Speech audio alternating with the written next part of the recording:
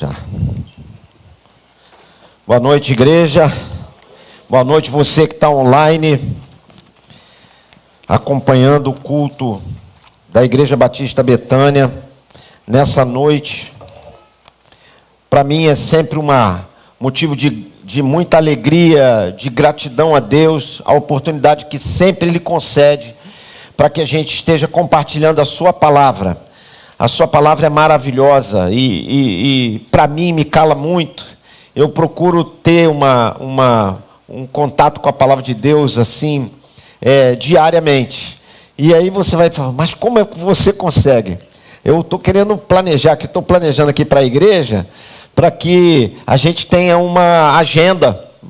Porque na agenda a gente pode inserir aquelas agendas que já vêm já com a proposta de leitura, e você, todo dia, você tem um contato com a palavra de Deus. Isso a gente diz que isso é uma devocional. Então você, ali imerso naquela realidade, você tem a oportunidade de fazer uma oração. Eu moro num lugar que também ajuda no visual. Quando eu olho, eu tenho como meditar também, contemplar a beleza da natureza. Pastor, estou vendo pastor Josimar aqui, pastora Alcinéia, quando eles podem, eles dão um pulinho lá no Recreio dos Bandeirantes, vão para aquele marzão, para também fazer isso, porque eles caminham lá, a parte física eles estão bem. Eu acho que o pastor, você consegue jogar bola amanhã, pastor? Acho que não. A enfermeira Morra já falou, a doutora a Alcinéia já falou que não pode, né? Mas é isso, meus irmãos, aqueles, como eu já falei, aqueles que estão online também. Hoje nós vamos tratar de um tema que parece que não tem sido novidade a partir daquilo que Deus tem falado nas pregações anteriores. Estou até assustado. Hoje de manhã, inclusive, o camarada deu um teaser a respeito tocou alguma coisa daquilo que a gente vai falar. Esse texto, para mim, é riquíssimo, é um texto que eu já tenho explorado algumas vezes, que eu tenho tido a oportunidade de estar junto à igreja, porque é um testemunho do próprio Cristo a respeito, o próprio autor do livro, que é Mateus, e a narrativa que Jesus faz a respeito dos olhares, dos olhares no mundo. E então o tema da nossa reflexão de hoje, ele é as dores do mundo. As dores do mundo, e o texto bíblico está lá em Mateus 9, 35 a 38. Não vai ser agora que eu vou mostrar o vídeo, tem dois vídeos, um vídeo um pouquinho, mas faz parte. Eu vou tentar fazer com que vocês, a gente saia aqui num tempo bom, e vou tentar ser o mais breve possível. Estou aqui olhando o pastor Josimar. Fica atento, pastor, porque eu trago aqui uma notícia que já brotou no seu coração a respeito daquilo que Deus já falou ao seu coração a respeito do planejamento. Inclusive, vou passar esse vídeo para ti, para você desenvolver aquele projeto maravilhoso de alcançar as almas aí nessa comunidade para frente e as fronteiras também. As dores do mundo. Há um filósofo alemão chamado Schopenhauer. Ele é de uma linha de pessimismo filosófico. A ideia é isso, é um pessimismo filosófico. Ele vai trabalhar no livro As Dores do Mundo. Ele tem um livro, As Dores do Mundo. Ele vai focar a ideia de que no mal, a existência do mal, de alguma forma, você tem proveito no mal. E ele desenvolve lá o seu raciocínio. Ele diz também que a felicidade é uma interrupção dessas dores que a gente passa pela vida. Então ele inverte a situação, né? Vocês vão também acompanhar, depois que vocês vão ver o vídeo, vocês vão observar algumas coisas que podem realmente, que fazem parte do nosso dia a dia, que estão no nosso redor, que a gente vê acontecer, e que muitas vezes a gente emite uma opinião que não corresponde àquilo que a gente aprende enquanto cristãos, mas é natural. Eu estou no meio, estou com os irmãos também, de vez em quando vem no meu pensamento, na minha fala, inclusive, mas aqui é o lugar para a gente alinhar ou realinhar a nossa conduta, a nossa fala, o nosso pensamento, àquilo que Cristo fala para a igreja, né? Sobre dores físicas, por exemplo, nós já catalogaram as 5 maiores dores físicas. Dentre elas, tem a dor renal, o parto e a lesão medular e etc. Tal. Dores físicas. E nessas pregações anteriores, nós vimos alguns compartilhamentos de dores de natureza pessoais.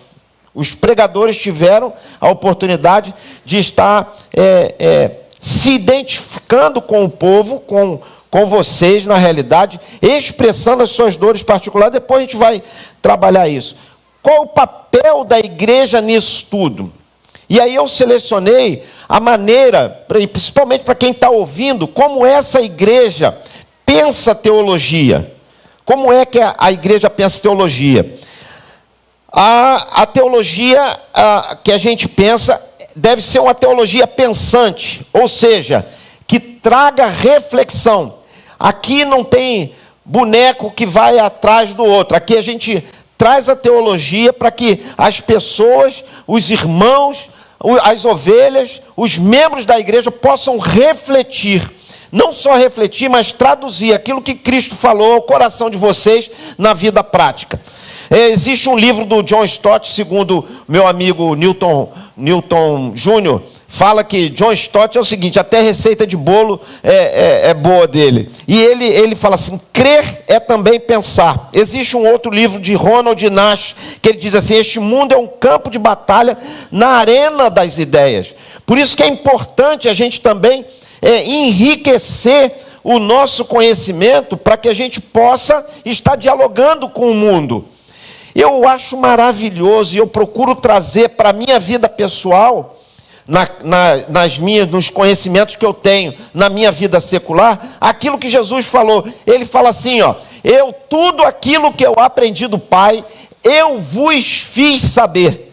É uma coisa maravilhosa. É como que o saber, o conhecimento, ele não faz em você um fim em si mesmo. Você precisa saber, você precisa transmitir. E aqui vai meus parabéns aos professores que fazem isso de forma magistral, né? É uma bênção. A teologia, ela precisa ser bíblica. A Bíblia precisa ser o referencial de conduta e fé. A Bíblia como referencial da nossa conduta e fé. Isso já é comum. Dentro dessa ideia, como a Bíblia como referencial, há uma divisão muito grande nessa teologia, em relação aos que a gente chama de ortodoxos, liberais e os progressistas, em que os ortodoxos, para formatar a sua cosmovisão de mundo, eles partem da Bíblia. Já os liberais, eles vão partir da ciência, da filosofia, e os progressistas vão partir do contexto local. E há quem diga que aqueles que partem da Bíblia, mas tangenciando na ciência e lançando mão do contexto social, eles estão dentro de uma teologia chamada contextual, ou a teologia da libertação. Isso aí é uma das interpretações a respeito da teologia. Então essa igreja, ela caminha por esse viés da teologia bíblica. A teologia cristã, Cristo é a chave hermenêutica de toda a Bíblia. Qualquer leitura que a gente fizer, qualquer exegese, devem apontar para Cristo. Eu vos ensinei o que o Pai me ensinou, como eu falei para vocês. E não só isso, diante da situação natural que a gente passa no nosso dia a dia, você às vezes lança mão de uma norma, você lança mão de um manual, você lança mão de uma cultura, você lança mão de uma tradição, para você chegar a uma solução. Quando você está falando de uma teologia cristã, depois de você pensar tudo isso, você remete para Cristo. Como Cristo reagiria a isso? Qual é o padrão de ação que Jesus trabalha no meu coração, pelos ensinamentos que eu tenho a respeito dele, para produzir aqui na sociedade? A gente também trabalha, além da teologia pensante, bíblica, cristã, que a teologia seja contemporânea. Ela precisa estar atenta às questões do mundo. Isso requer muita sensibilidade e uma sensibilidade divina. Havia uma comunidade chamada Comunidade de Issacar, lá em 1 Crônicas 12:32, que eles faziam uma leitura a respeito do tempo.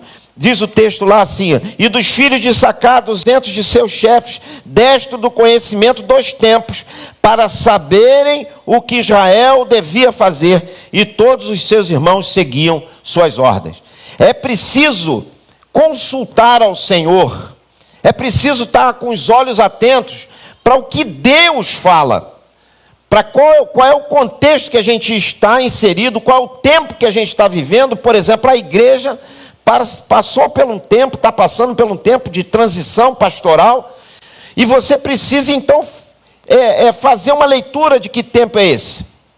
Como é que eu vivia a igreja? A igreja era cristocêntrica ou antropocêntrica? Isso não é maldade não, tá, irmãos? Isso é uma questão natural da gente fazer leitura. Às vezes a gente está num caminho que a gente nem nota. E você está aqui por causa de Cristo ou por causa de uma pessoa? Porque se tiver uma pessoa, daqui a pouco, quem está na liderança hoje já não vai estar mais aqui, e com certeza você também não vai estar. Porque se você se fixar em pessoas, com certeza isso não vai acontecer. A teologia responsiva, ela precisa ser responsiva, ela precisa trazer respostas às perguntas do nosso tempo. Precisa trazer respostas às perguntas do nosso tempo. Essa teologia serve tanto para quem foi alcançado pelo Evangelho, como quem ainda não. Não podemos ignorar o que está acontecendo à nossa volta. Devemos, no mínimo, apontar para uma saída, e a saída maior de todas elas é Cristo Jesus na vida do homem. Nem sempre as realidades vão mudar, mas aquilo que o Senhor nos outorga faz com que a gente consiga caminhar com alegria, com regozijo, porque isso é divino. Tudo que vem dele. Hoje eu li o texto de... Eu cheguei a ler... Não, acho que eu não li. Ler Neemias, mas tinha um outro que falava sobre alegria, que Deus conduziu o povo. Salmo 105, que vai contar a história do povo judeu, povo hebreu. E ele vai falar que fez com que eles passassem pelo deserto com alegria e regozijo. Um tempo difícil, um tempo de passagem, mas um tempo de alegria, porque essa alegria não vem de homem algum, essa alegria vem de Deus, direto do trono. Vamos ver se a gente realmente está atento com isso. Eu de manhã, quando o pastor Léo Rocha falou, é impossível você não sentir sensibilizado com a morte das crianças lá na Palestina. E se isso está acontecendo, você precisa se questionar. Essa é a teologia que é pensante. Faz com que você analise, que você... em que posição que eu estou? Se eu estou insensível, alguma coisa está errada. E nós vamos ver que no texto de hoje vai nos conduzir para essa leitura. Vamos ver os vídeos. Os vídeos são um pouquinho longos, mas vale a pena para você. Tente refletir. Tenta ver o quanto você, de alguma forma, pode ser eficaz e efetivo dentro daquilo que a gente vai ver agora. Muito grande, tá? E muito negativo.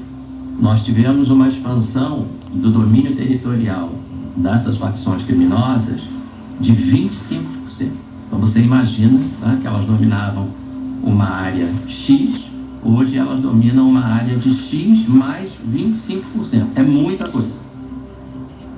Então, além da gente observar, por meio da proliferação de barricadas no Rio de Janeiro, essa consolidação territorial, houve um incremento significativo dos confrontos, dos embates entre os diferentes grupos armados criminais para expandir o seu controle territorial.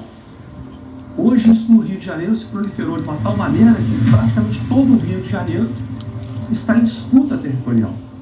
Tá?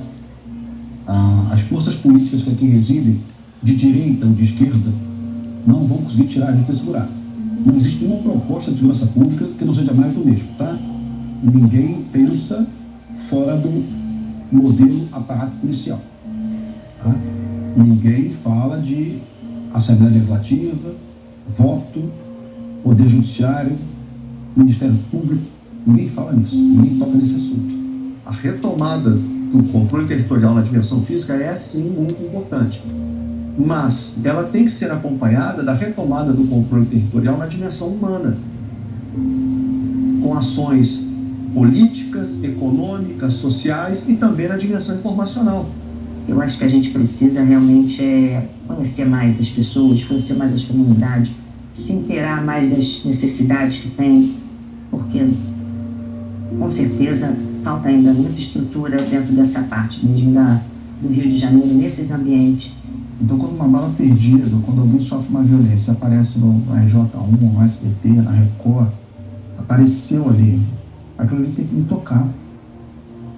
Tem que me tocar a ponto de eu querer que aquilo ali se modifique. Mas não, eu convivo bem com o meu sucesso, com a desgraça do outro. E se eu convivo bem com o meu sucesso, com a desgraça do outro, eu não ligo, essa desgraça vai me alcançar. Eu queria realmente que um jovem chegasse na escola às 7 da manhã e saísse às 7 da noite, que ele tivesse uma atividade física, cultural. Ia ser maravilhoso, não ia dar tempo dele chegar na boca de fumo. Ele não ia ter contato com a boca de fumo. Ele ia sair da escola às 7 da noite e ia para casa dormir com os pais. Isso é essencial. Não dá para conduzir uma política de segurança pública no Rio de Janeiro sem isso. A discussão sobre ele não para. Bonecas hiperrealistas que imitam uma criança real. Os bebês reborn podem servir de apoio emocional para quem está passando por um luto, um trauma ou um estresse, por exemplo. O assunto, gente, não é novo, mas recentemente explodiu nas redes sociais e inclusive virou tema político. Projetos de lei são apresentados para punir mães que, porventura, levem os bebês reborn para atendimento em postos ou busquem a fila preferencial. Ocorre que essas informações que ganharam muita reverberação ou são muito pontuais ou são fake news. É um assunto polêmico que requer uma análise mais ampla. Por isso, o TN hoje entrevista a psiquiatra Letícia Mameri e a psicanalista Vera Colnago. Você também pode participar da nossa discussão mandando mensagem para o 99792-2530. Boa tarde para vocês, obrigado pela participação. Boa tarde. Boa tarde. Obrigada pelo convite. Doutora Vera, primeiro eu queria fazer a pergunta para a senhora. Vamos ser um pouco mais diretos nessa discussão. Se vocês quiserem também falar à vontade, fiquem à vontade aqui. A senhora acredita que a relação com os bebês reborn pode refletir questões emocionais profundas, como solidão ou dificuldades de vínculo afetivo?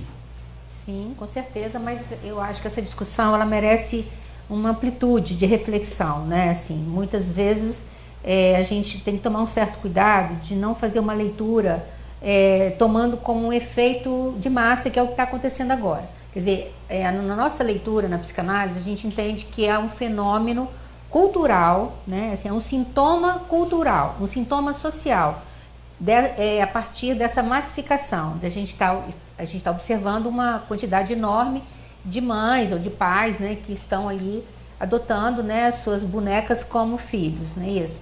Então, assim, para além do que está posto, eu acho que a gente precisa ter um cuidado na avaliação, de não cair no julgamento, né, porque a gente tem escutado isso, as pessoas condenando essas mães, ou esses pais. A gente precisa ler do que isso está falando em relação ao mundo contemporâneo e algumas pessoas se enlaçando a esse novo objeto, né? Que é a boneca, que é um bebê, mas que não é um bebê, né? É uma boneca, né? Porque, assim, uma das questões que aí eu quero trazer já para a gente refletir é que a gente assiste no mundo contemporâneo uma dificuldade muito grande do ser humano lidar com as perdas, com as faltas, com as frustrações, com as falhas, com as diferenças, daí as intolerâncias, né? Com as diferenças. Então, você lidar com um bebê real, ele convoca tanto um pai quanto uma mãe de lidarem com essas dificuldades, né?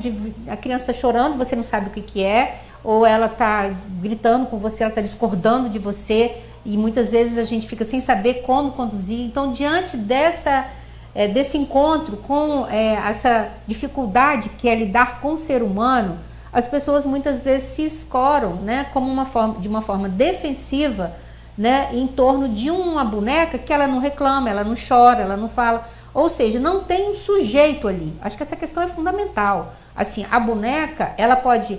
é igual um ser humano, entre aspas, né? Porque ela pode rir, mas ela não tem subjetividade. Então, se ela não tem subjetividade, ela não tem singularidade. Então, ela não convoca essa mãe ou esse pai a estarem no encontro real, com a vida real. Então, é uma construção, é um objeto que ajuda a sustentar uma ficção, uma fantasia, né, que fica numa relação muito imaginarizada. E o perigo disso é que você não tem a oportunidade, né, de que esses pais possam pensar no que levou eles, por exemplo, a buscarem um objeto como esse, a de não se interrogarem quais são suas dificuldades reais, para buscar uma ajuda de um profissional, quer seja de um psicanalista, de um psicólogo ou mesmo de uma psiquiatra, né? Então, assim, você não tem a oportunidade, porque é como se essa boneca tamponasse, digamos assim, a essa dificuldade, ela mascara. Porque, eu estou tendo meu filho, eu estou tendo minha filha. Você não está tendo um filho ou uma filha, você está tendo uma boneca. Mas, assim, muitas vezes, essa pessoa está com dificuldades, né? Ninguém cria uma... Não é só uma brincadeira. Então, meus irmãos, vocês viram aí dois exemplos, né? No primeiro vídeo, a gente viu a respeito da segurança pública, alguns dados, algumas coisas. Duas falas ali calaram meu coração. Uma delas é que em todos os apontamentos que eu esqueci o nome dele, mas que ele vai falar sobre algumas instituições como solução para a questão da violência, ele usa todos os órgãos públicos, mas a igreja não está... Assim, ninguém pensou... Aí ele vai elencando ali uma série de coisas, ninguém pensou a respeito da igreja. Você faz parte de uma igreja que já iniciou essa caminhada e que pode fazer muito mais.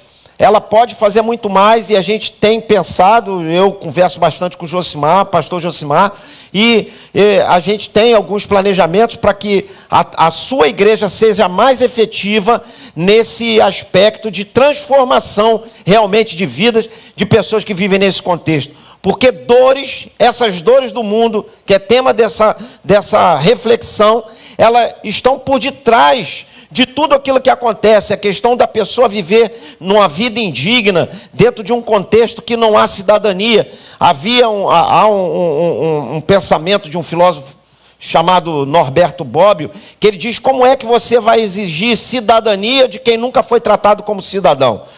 Né? Não chega a ser a teoria lá do Rousseau, que vai dizer que o homem é bom e que na realidade a sociedade é que transforma ele. Não é o caso, né?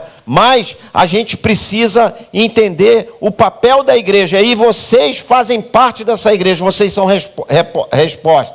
O finalzinho do primeiro vídeo vai trabalhar a questão dessa reflexão que foi suscitada hoje pela manhã pelo pastor Léo Rocha. Como é que pode você ver essas coisas acontecendo e isso não tocar você? Uma criança ali, às vezes cooptada pelo tráfico enfim, não tem, sem futuro, né? Então, isso tudo realmente deve tocar a igreja do Senhor. O segundo vídeo vai falar, e eu achei interessante trazer para a igreja. Eu sei que isso aqui, em tese, se a gente botar na ponta do lápis, seria objeto de uma palestra, né? Mas aqui eu estou trazendo o que a palavra de Deus, daqui a pouco a gente vai ver o que a palavra de Deus diz a respeito de tudo isso.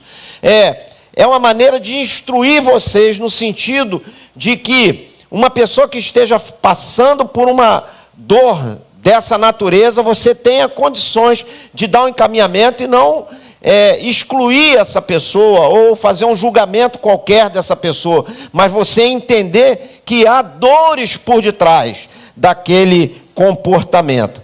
Quais são as suas dores? Qual é a minha dor, a sua dor? Qual é a dor do teu vizinho? Você é a resposta. Essa teologia que eu falei que ela é responsiva, ela convoca você para ser alguém, pelo menos como indicador de um lugar onde traz resposta, ou pelo menos ele vai ter contato com a palavra de Deus, com o evangelho que é libertador. Há muitas dores por detrás disso. É claro que essa questão da sensibilidade, nem todo mundo acaba comprando esse barulho, como diz o outro. Eu vou falar aqui um verso de um cantor chamado Hildon, e quem realmente sorri é porque já é coroinha já, igual a mim. Ele falava assim, e eu vou esquecer de tudo, das dores do mundo, só quero saber do nosso amor.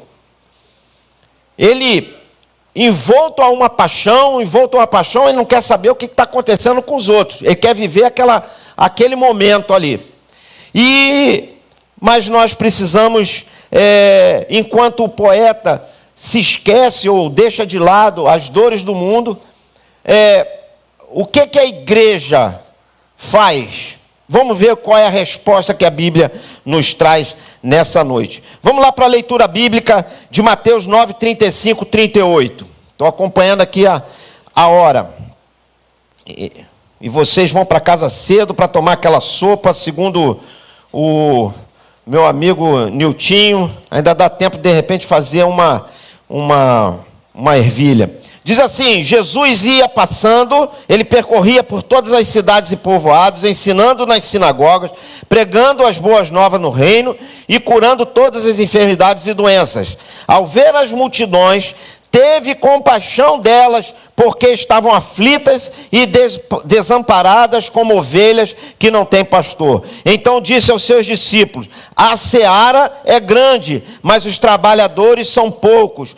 Peçam, pois, ao Senhor da seara que envie trabalhadores para a sua seara. Deus amado, nós agora vimos realidades, ó Deus, e agora nos deparamos também com a Tua palavra.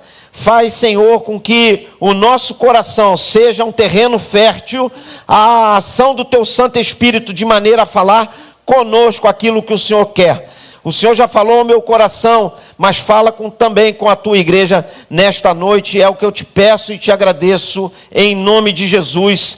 Amém.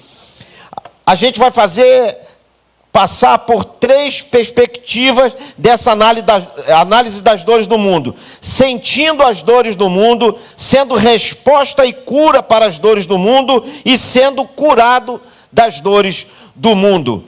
Nós vimos que alguns personagens nessa pequena narrativa, nessa situação, ali do versículo 35 a 38, você vai dividir uma situação que é fática, ou seja, que foi vivenciada por Jesus Cristo, assim, e tem uma situação que ele traz uma parábola. Ele fala da seara, né? É uma parábola, os trabalhadores, etc, tal, né?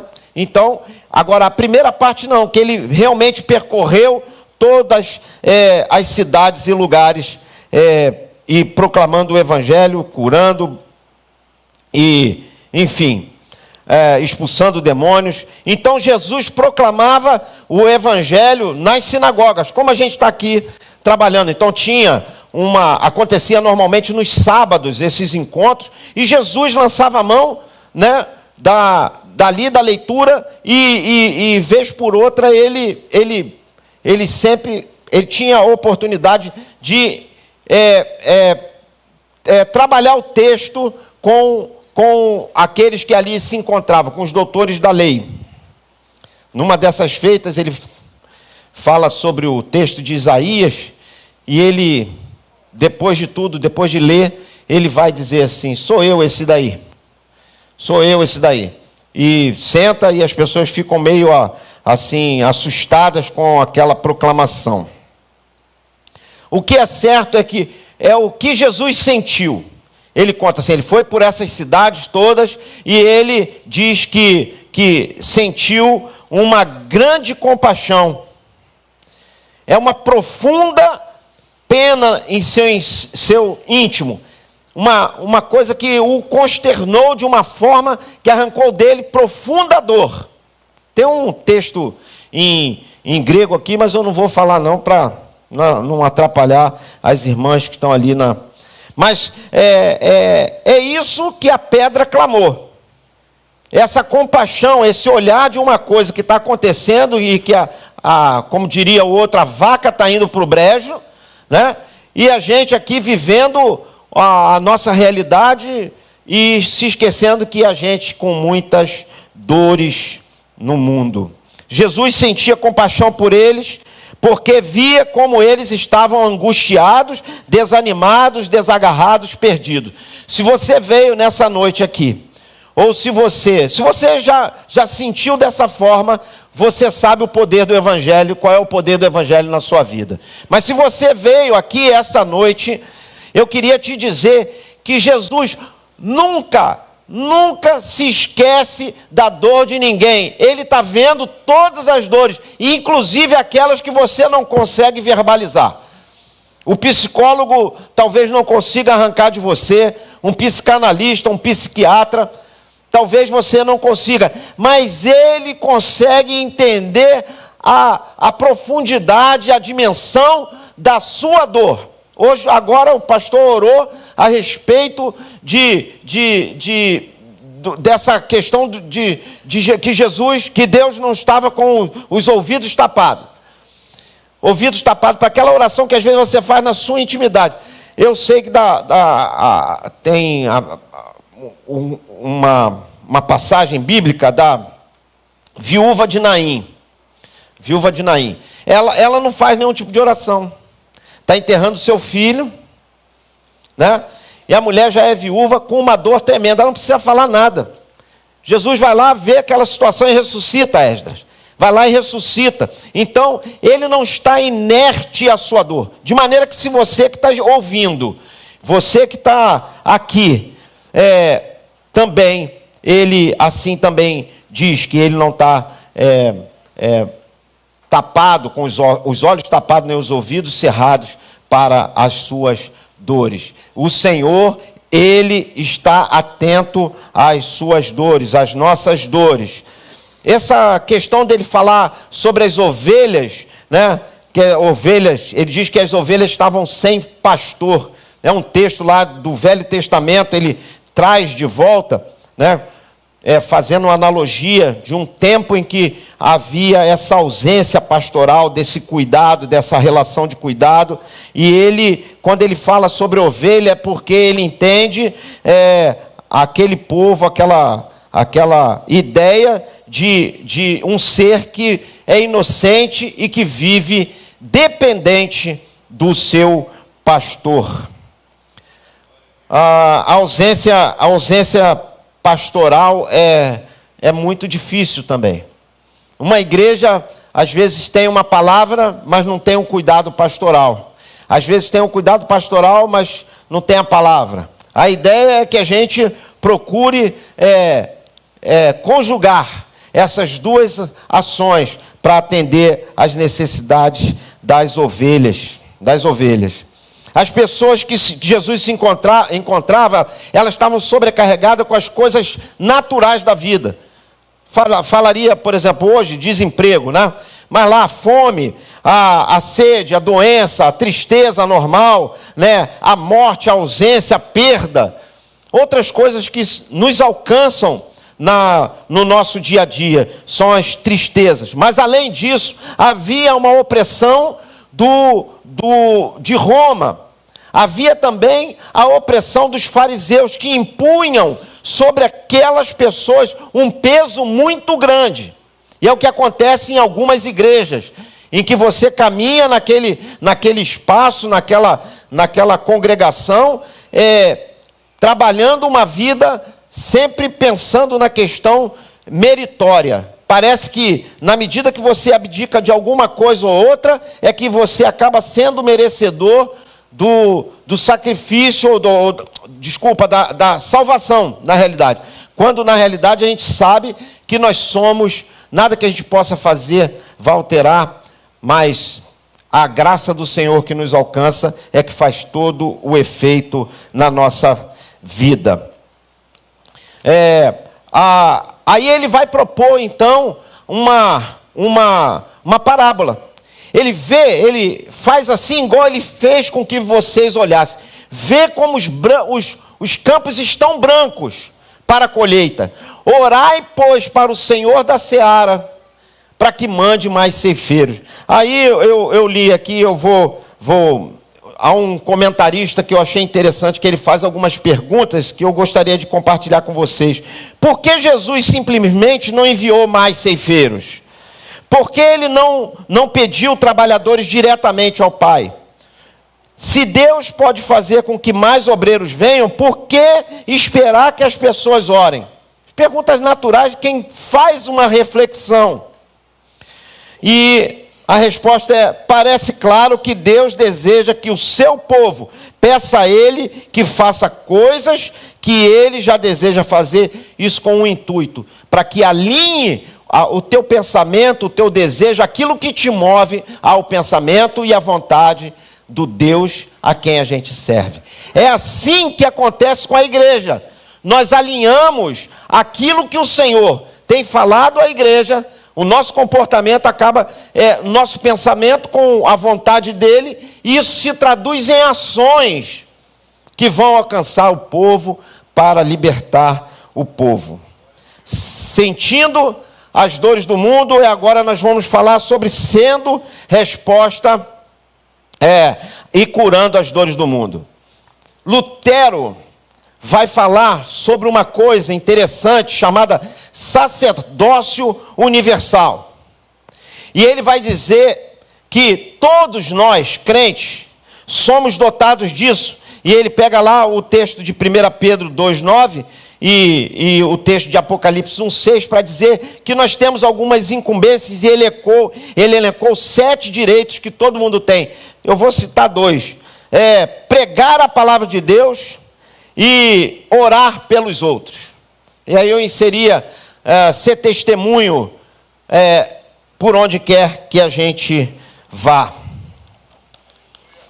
Mas vós sois geração eleita, sacerdócio real, a nação santa, o povo adquirido, para que anuncieis as virtudes daquele que vos chamou das trevas para a sua maravilhosa luz. É o testemunho de alguém que estava preso nas garras do pecado, mas que, tendo sido alcançado pelo Evangelho de Jesus Cristo, consegue libertação e consegue viver no mundo, apesar das dores do mundo. Ele transpor as dificuldades, as barreiras que são impostas naturais que a gente vive no nosso dia a dia, e a pessoa é convidada a compartilhar. Sacerdócio universal. Ele então convida as pessoas para que façam essa oração. E ele pede para que aconteça mais ceifeiros. Então ele está trabalhando com os discípulos. Então ele é Deus. Então Jesus vai falar assim: ó, discípulo, ora para o Pai. Ora para o Pai. Jesus fala para os discípulos e fala assim: ora para o Pai para que mande ceifeiros. E esses ceifeiros estão aí, ó, espalhados no meio do povo. Pastores também. Diz que as ovelhas estavam desgarradas e aflitas porque não havia quem? Pastor. Quem cuidasse, quem mostrasse um caminho, quem fosse um referencial de vida para apresentar a salvação.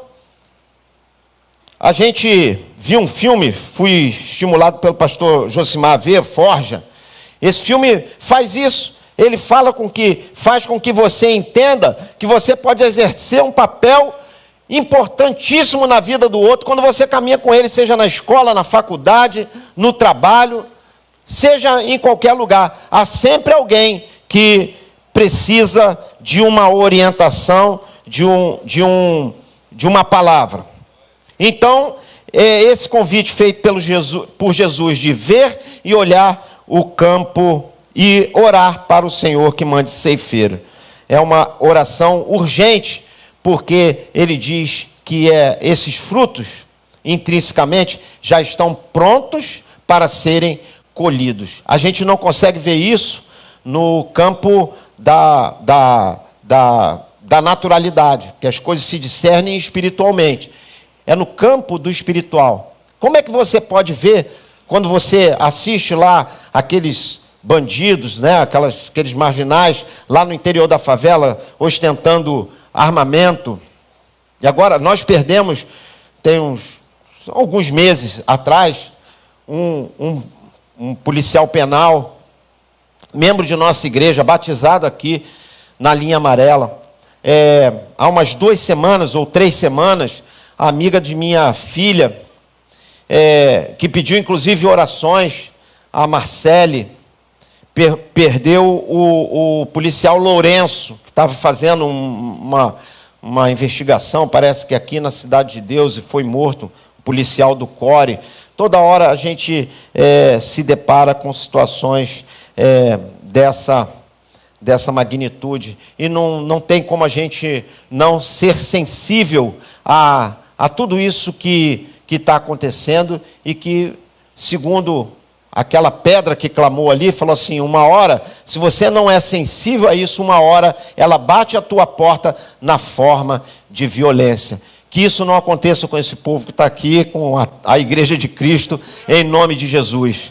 A sua igreja é efetiva, a sua igreja está caminhando para ter um papel eficaz no lugar onde ela está inserida. Ela é importante na construção de um novo tempo, um tempo que de manhã a gente falou, o pastor Léo, o tema da coisa é sobre a nova era, mas não é uma nova era, aquela nova era que a galera mística, não. É uma nova era que foi inaugurada com a vinda de Jesus Cristo, trazendo salvação para o povo, sendo curado das dores do mundo.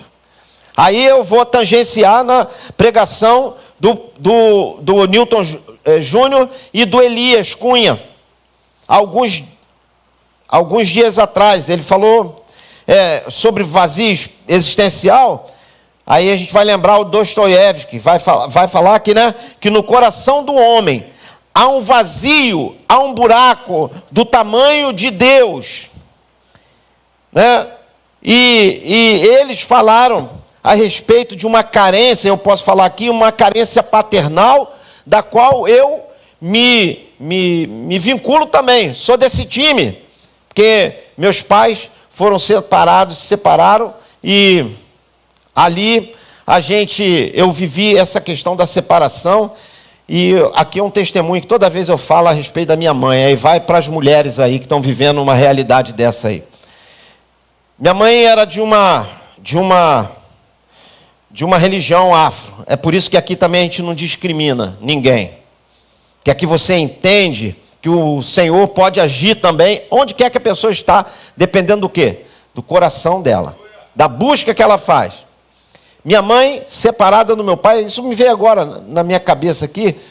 E quando ela me arrumava para eu ir com o meu pai, e eu ia para a casa da esposa, da nova esposa do meu pai, e eu voltava, eu falava assim, mãe, a senhora não sabe da maior. A dona fulano de tal faz um feijão maravilhoso. E minha mãe sempre falava assim, nossa, meu filho, é mesmo que o feijão é muito bom? Nunca minha mãe perguntou nada. E como é que é? Então, eu não cresci com trauma. Eu só descobri que meu pai tinha alguns comportamentos não adequados com a minha mãe quando eu já era homem e quando eu já tinha sido invadido por um amor tal que não cabia ódio. Isso veio de uma mulher que me preservou.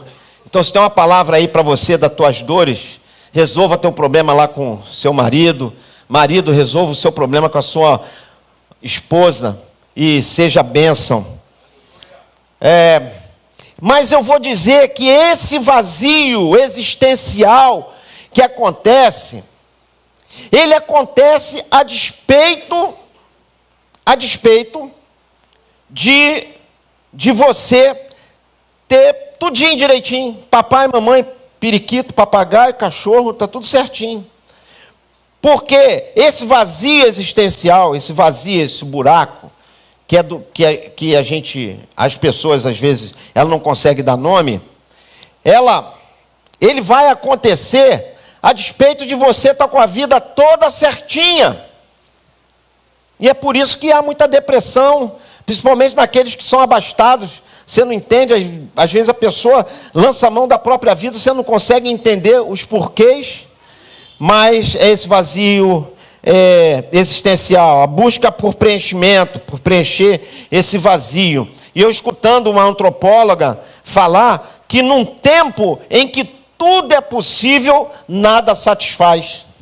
Já contribui ainda para que você tenha potencialize esse vazio existencial. Mas eu queria dizer para você que está aqui hoje, e aqui tem gente de tudo quanto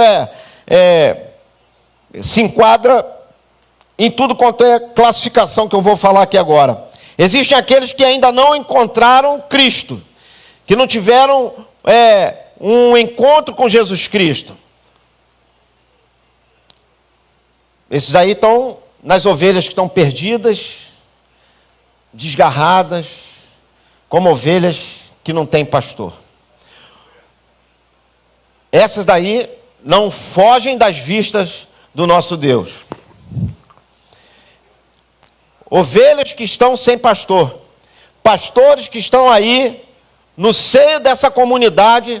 E você que está ouvindo também, que um dia já teve a sensibilidade, o toque do Senhor para o chamado do cuidado pastoral, que você também seja estimulado pelo Espírito Santo de Deus a se posicionar diante de Deus, porque não existe na nossa humanidade nada que vai nos capacitar para esse ofício. Esse ofício é divino, quem chama é o Senhor, não é homem nenhum, e quando Ele chama não é possível resistir. Não é possível resistir. Eu ouvi algumas palavras do Romão, falando, a gente cansa na caminhada, mas não da caminhada. Ao terminar meus dias, e se eu puder balbuciar algumas palavras, eu vou dizer que valeu sempre a pena, todo o tempo dedicado à casa de Deus. Dedicado a falar, a pregar o Evangelho de Cristo, um Evangelho que é libertador. Há também os ceifeiros, aqueles trabalhadores que vão mesmo cair dentro e vão na direção do povo, que vão colher os frutos daquela seara. Se você está entre esses, não perca tempo, se envolva nos ministérios da igreja. Não fique pensando no futuro que vai acontecer. A igreja é agora. A igreja é agora. A igreja é esse tempo que a gente está vivendo. É isso mesmo, é o que temos para hoje. Vamos arregaçar as nossas mangas e vamos trabalhar para a obra de Cristo com toda a força. E essa força não vem de homem algum, ou de convencimento, ou de intelecto, de ninguém. Ela vem pela força do Espírito Santo de Deus, que fala para a igreja dele. O Senhor tem os seus olhos atentos a esse lugar, que tem produzido vida na vida de muita gente. Eu estava ali atrás, e tinha uma moça cuidando de criança ali. Aí o Júnior tinha feito uma propaganda a respeito do Preveste.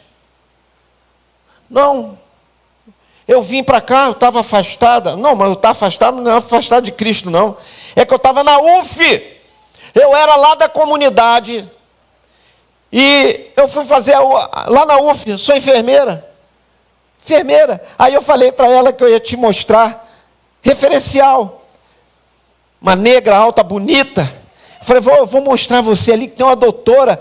A doutora e é pastora aqui nesse lugar aqui para te ajudar na tua caminhada, no teu início de jornada, para ser bênção na vida daqueles que você encontrar pelo caminho. E ela alegre, servindo ali, quietinha ali. Eu jamais iria conhecer se eu não tivesse ido até ela. E aqui eu sei que muita gente também faz dessa forma. Nós já estamos aos 7h40 e vocês vão para casa mais cedo hoje. Como bom pastor, Jesus é o bom pastor. João fala algumas expressões muito interessantes. Quando ele se depara com Jesus, ele fala assim, eis aí o Cordeiro de Deus que tira o pecado do mundo. É ele também que vai falar sobre o bom pastor. E esse bom pastor que cuida de suas ovelhas, que dá a vida pelas suas ovelhas, ele faz uma proposta para aquele que realmente ainda não teve o encontro com Cristo Jesus. Ele fala assim, vinde a mim, todos os que estão cansados e sobrecarregados, e eu vos aliviarei. Tomai sobre vós o meu jugo e aprendei de mim, pois eu sou manso e humilde de coração. E encontrareis descanso para as vossas almas, porque o meu jugo é suave e o meu fardo é leve. Vinde a mim, vocês que estão cansados e oprimidos e sobrecarregados, e vocês estão desgarrados, como ovelhas sem pastor, que eu vos aliviarei, disse Jesus. Como bom pastor, Jesus cuida de suas ovelhas, ele as protege, e ele faz com que elas confiem nele, para que busquem o seu reino e a sua justiça, em primeiro lugar, na passagem aqui nessa terra. E ele promete que nele haverá descanso. Nele haverá descanso. Eu não conheço a tua dor. Eu não sei se também há dores. Pode ser que você esteja aqui vivendo tempos, e eu me lembro, teve um tempo na minha vida que eu estava de boaça, estava sentadinho ali, esse negócio aí não fala com o meu coração não, que eu estou de boa, porque também tem aquelas pregações que te colocam num contexto que você não está vivendo, eu não estou vivendo essa realidade. Mas a igreja de Cristo, ela é assim, ela chama esse que não está vivendo essa realidade, para ser resposta de Deus na vida do outro que está vivendo aquilo. E às vezes a coisa é tão embaralhada que mesmo você vivendo as dores, é você quem é canal de bênção na vida do outro. E isso só pode ser pela capacitação que vem do alto, a capacitação do Espírito Santo de Deus sobre a vida da sua igreja, sobre aqueles que realmente se colocam à disposição para servir no reino. Crendo na sua palavra,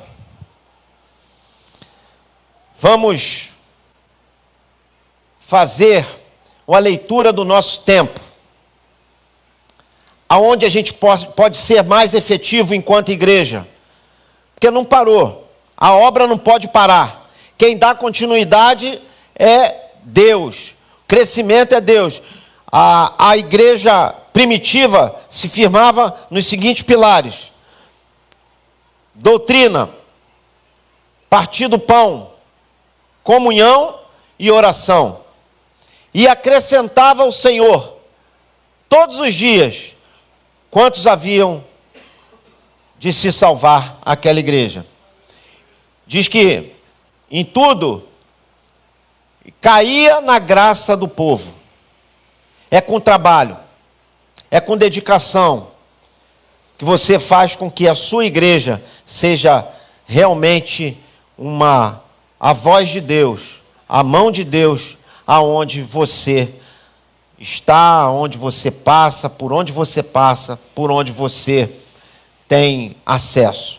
Que o Senhor possa nos ajudar a não perder a sensibilidade, a ter esse olhar divino para enxergar onde a gente pode ser efetivo na vida daqueles que são tangenciados por nós na nossa caminhada. Que o Senhor possa nos abençoar nessa noite e nos levar em casa na sua santa e bendita paz, e que os irmãos reflitam tudo aquilo que a gente compartilhou nessa noite com muito carinho, com muito cuidado, para que Deus possa produzir nos seus corações aquilo que Ele deseja, e a sua vontade é boa, perfeita e agradável. Deus abençoe. Um abraço.